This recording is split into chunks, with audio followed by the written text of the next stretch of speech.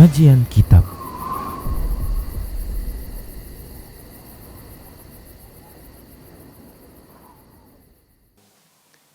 Bismillah, assalamualaikum warahmatullahi wabarakatuh. Innal hamdalillah nahmaduhu wa nasta'inuhu wa nastaghfiruh wa na'udzu billahi min shururi anfusina wa min sayyiati a'malina. Man yahdihillahu fala mudilla lahu wa man yudlilhu fala hadiya lahu. Wa asyhadu an la ilaha illallah wahdahu la syarika lahu. وأشهد أن محمدًا عبده ورسوله صلى الله عليه وسلم. قال الله تبارك وتعالى: يا أيها الذين آمنوا اتقوا الله حق تقاته ولا تموتن إلا وأنتم مسلمون. يا أيها الناس اتقوا ربكم الذي خلقكم من نفس واحدة وخلق منها زوجها وبث منهما رجالا كثيرا ونساء واتقوا الله الذي تساءلون به والأرحام إن الله كان عليكم رقيبا.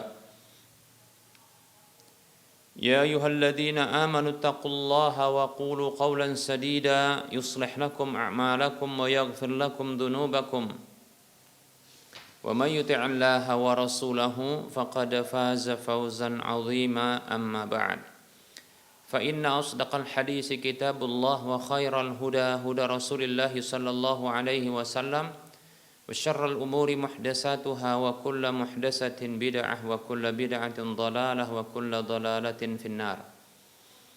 Para muslim, para hamba Allah, para pemirsa Rosyad TV dan para pendengar Radio Medan Mengaji serta para pemirsa media sunnah yang turut serta menyiarkan kajian ini.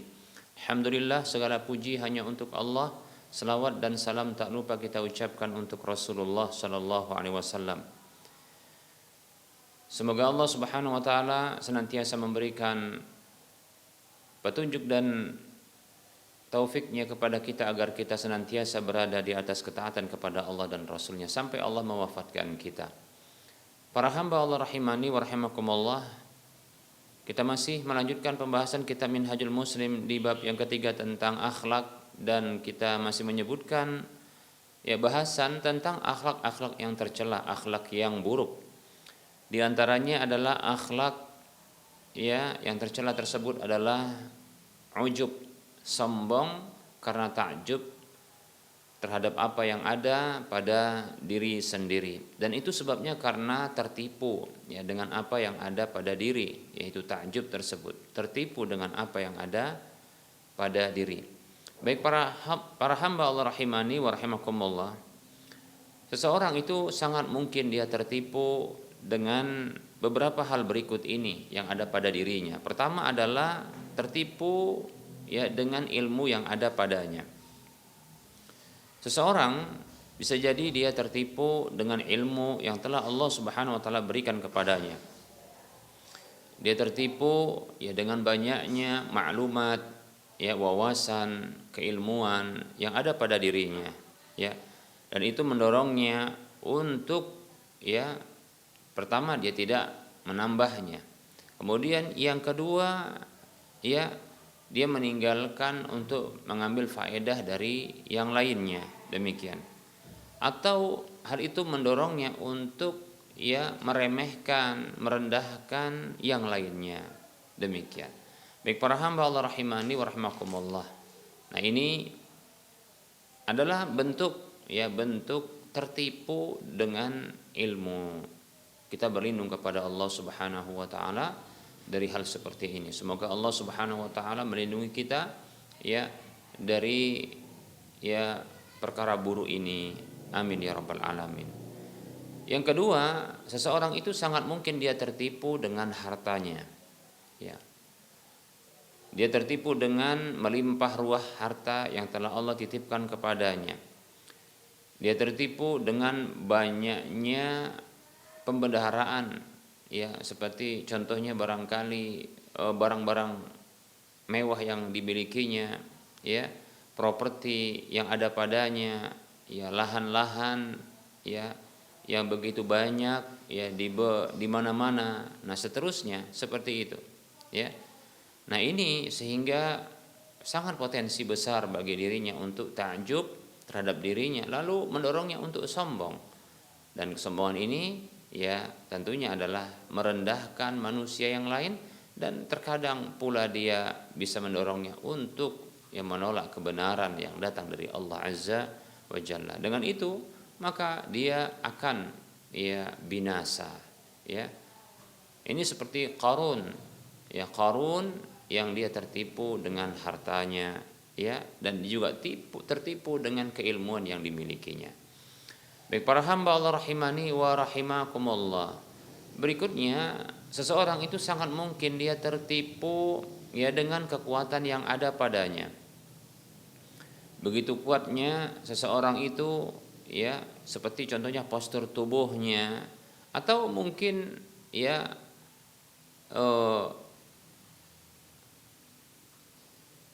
kita katakan mungkin kekuatan, walaupun mungkin postur tubuhnya tidaklah nampak begitu berotot, namun begitu kuat dirinya untuk melakukan hal-hal yang tidak dimampui oleh orang yang lainnya, Seseorang itu sangat mungkin tertipu dengan kekuatan, contohnya kekuasaannya, pengaruhnya, demikian. Sehingga hal ini mendorongnya untuk dia melakukan kesewenang-wenangan, melakukan kezaliman, Terkadang dia melakukan perkara-perkara yang ini menyebabkan orang lain terugikan, demikian. Baik para hamba Allah rahimani wa rahimakumullah. Nah, ini tentunya akan menyebabkan kebinasaan bagi dirinya. Baik para hamba Allah rahimani wa rahimakumullah, kita berlindung kepada Allah dari segala bentuk hal seperti ini. Berikutnya para hamba Allah rahimani wa rahimakumullah, seseorang itu sangat mungkin dia tertipu dengan kemuliaan yang ada padanya. Seseorang itu dia takjub dengan kemuliaan, contohnya kemuliaan nasabnya, orang-orang yang terkadang menganggap dirinya adalah turunan Nabi sallallahu alaihi wasallam, atau turunan bangsawan, turunan darah biru dan seterusnya. Terkadang ini menyebabkan dirinya itu sombong, merendahkan orang lain. Dia berbangga dengan asal usulnya, dia berbangga dengan nasabnya, dia berbangga dengan kemuliaan yang dimiliki oleh keluarganya. Seperti contohnya dia dari keluarga penguasa saat itu dan seterusnya. Nah, ini tentunya terkadang menghantarkan seseorang untuk dia melemahkan semangatnya, namun bisa jadi dia juga akan merendahkan orang lain, melakukan juga kezaliman kepada orang lain. Padahal para hamba Allah rahimani wa rahimakumullah, kedudukan seseorang itu tidak ditentukan oleh nasabnya di sisi Allah Subhanahu wa taala. Kedudukan seseorang di sisi Allah Subhanahu wa taala tidak ditentukan oleh nasabnya di dunia, para hamba Allah rahimani wa rahimakumullah. Bahkan bisa jadi dengan itu dia pun akan dihinakan, dia akan direndahkan oleh Allah, dan bisa jadi dia akan dibinasakan oleh Allah Subhanahu wa taala. Kemuliaan di sisi Allah Subhanahu wa taala adalah ketakwaan. Kata Allah Subhanahu wa taala, "Inna akramakum 'indallahi atqakum." Sesungguhnya orang yang paling mulia di antara kalian di sisi Allah Subhanahu wa taala adalah orang yang paling bertakwa di antara kalian. Baik para hamba Allah rahimani wa rahimakumullah. Berikutnya, seseorang itu sangat mungkin dia itu takjub, begitu sombong dengan ibadahnya. Seseorang itu bisa jadi menjadi ujub karena amal ketaatannya, banyaknya ibadahnya. Hal itu mendorongnya untuk bahwa dia telah memberikan keuntungan kepada Allah Subhanahu wa taala. dan bisa jadi juga ini membuat dia ini terhenti dari beramal soleh di waktu berikutnya, demikian. Nah, ini menyebabkan ya, bahkan bisa jadi ya orang ini ya telah jatuh ya kepada bentuk kesombongan ya dengan ya amal ibadahnya ya, sehingga dengan itu Allah akan membatalkan amalnya ya, dan Allah akan membuatnya sengsara dan binasa karena kesombongannya dan ya ketertipuannya. Baik para hamba Allah rahimani wa rahimakumullah. Nah, ini bentuk-bentuk kesombongan seseorang atau ujub seseorang ya, karena takjub dengan apa yang ada pada dirinya ya. Bisa jadi dia takjub sebab karena ilmunya, bisa jadi karena hartanya, bisa jadi karena kekuatannya, bisa jadi karena kemuliaannya, ya bisa jadi karena ibadahnya. Nah, seperti itu para hamba Allah rahimani wa rahimakumullah. Nah, kita berlindung kepada Allah Subhanahu wa taala ya dari segala bentuk ya ujub, ya takabur, sombong ya, karena takjub terhadap apa yang ada pada diri kita. Demikian para hamba Allah rahimani wa rahimakumullah.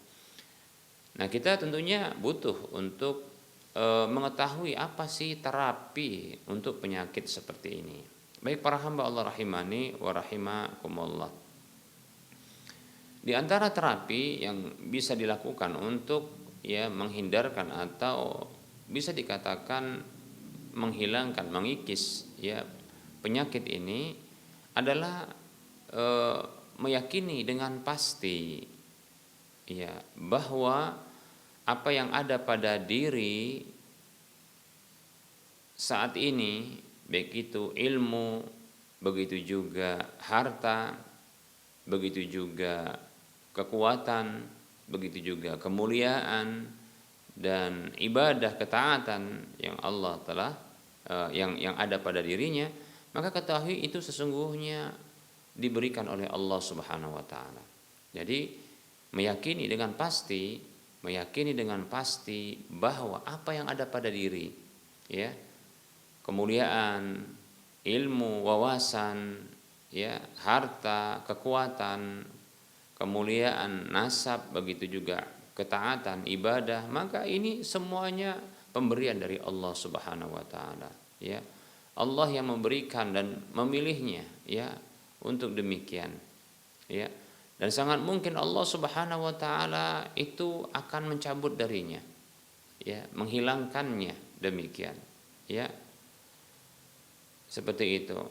Sampai pun ketaatan yang ada pada seorang hamba terhadap Rabb-nya, walaupun begitu banyak ya, walaupun ya begitu hebat ketaatan seorang hamba itu ya, ketahuilah itu datang dari Allah Subhanahu wa taala, Allah yang memberikannya, dan itu pun tidaklah menyamai, tidak bisa sebanding dengan apa yang telah Allah berikan berupa nikmat-nikmat ya yang telah Allah berikan kepada hamba tersebut ya. Baik para hamba Allah rahimani wa rahimakumullah ya, ketahuilah bahwasanya ya, sampai pun harta ya, sampai pun ketaatan itu, kekuatan, kemuliaan, ketaatan ya, keilmuan ya, harta ya, kekuatan. Nah, ini semua lebih-lebih ya ketaatan yang diusahakan itu sesungguhnya itu datang dari Allah. Allah yang menunjukkan kepadanya ya, Allah yang memberikan kepadanya. Sangat mungkin Allah itu memilih ya hamba-hamba yang lain untuk taat kepadanya ya, bukan dirinya. Namun ketika Allah memberikan itu kepadanya, ketahuilah itu mestinya membuat dia tersadar bahwa dia telah dipilih oleh Allah ya. Mestinya dia berterima kasih, bukan malah dia sombong ya, tertipu dengan apa yang ada pada diri ya. Demikian para hamba Allah rahimani wa rahimakumullah ya, semestinya seseorang itu dia meniru Nabi Shallallahu alaihi wasallam ya. tatkala Nabi sallallahu alaihi wasallam bersabda dengan sabda seperti ini, lai yunajji ahadan minkum amaluhu, sekali-kali tidaklah ada ya seseorang itu yang diselamatkan oleh amalnya di antara kalian. Seseorang itu tidaklah ada seorang pun di antara kalian yang diselamatkan oleh amalnya. Para sahabat bertanya, wala anta ya Rasulullah, ya, tidak juga Anda wahai Rasulullah sallallahu alaihi wasallam, ya. Qala, kata Nabi sallallahu alaihi wasallam, wala ana, ya, tidak juga saya.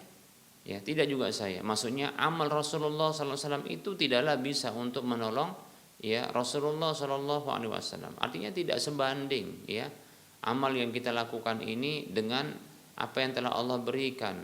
Lantas itu bisa menyelamatkan kita? Tidak. Illa, kata Rasulullah, tidak juga aku illa an yataghammadani Allahu birahmatihi. Ya, melainkan ya karena Allah Subhanahu wa taala menutupiku dengan rahmatnya, ya. Jadi semuanya itu karena rahmat Allah Subhanahu wa taala, ya. Jadi adanya segala sesuatu yang ada pada kita berupa kebaikan, ya. Apakah itu berupa harta, apakah itu berupa ilmu, apakah itu berupa kekuatan, apakah itu berupa kemuliaan, apakah itu berupa ketaatan, yang itu semuanya merupakan kebaikan. Itu datang dari Allah. Wa ma bikum min ni'matin faminallah, apa saja kenikmatan yang ada padamu itu berasal dari Allah, ya.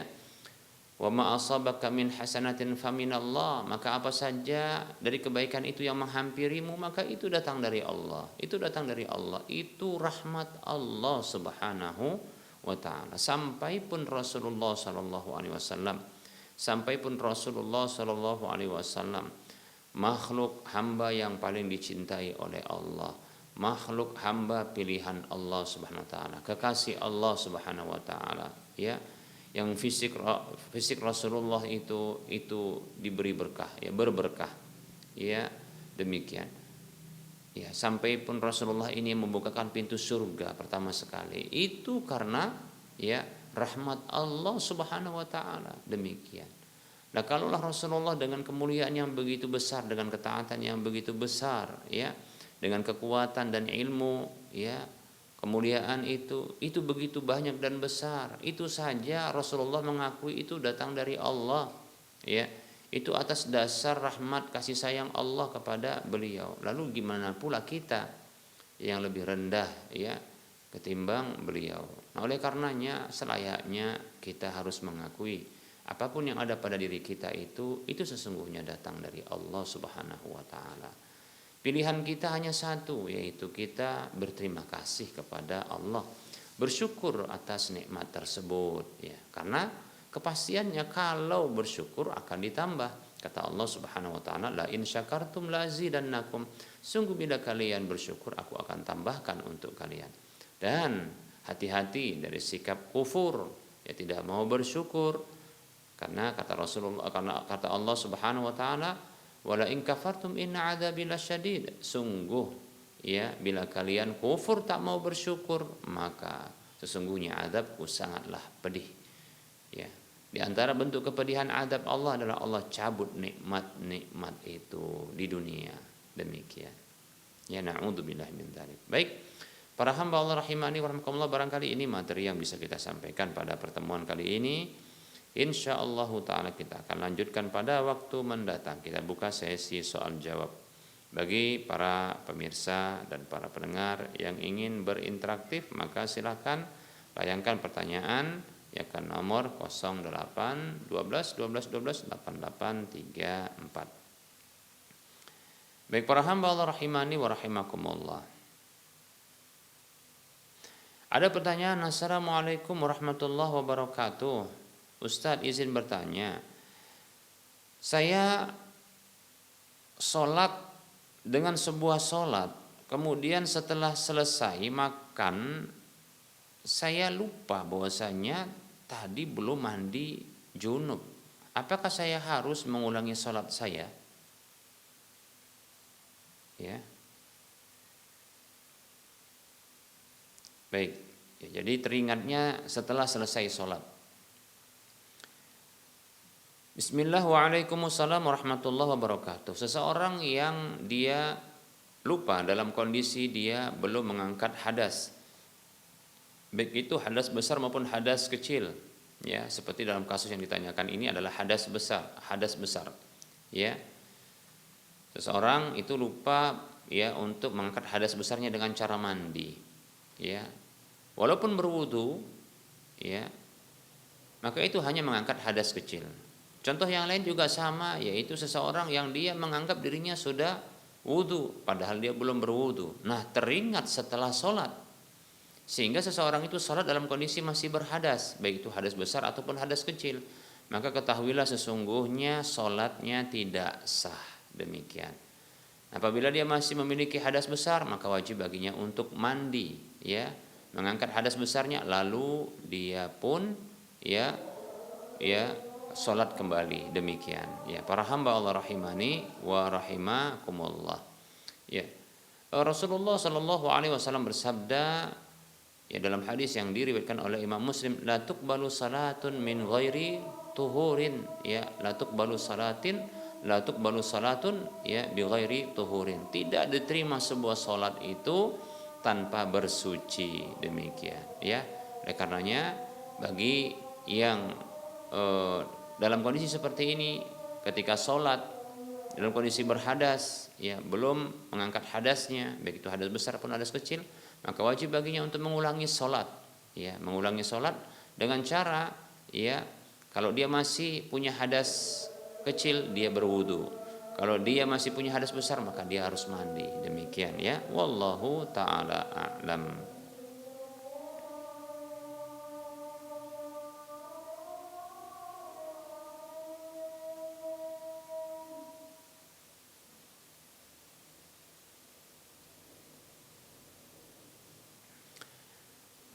Baik para hamba Allah rahimani wa rahimakumullah.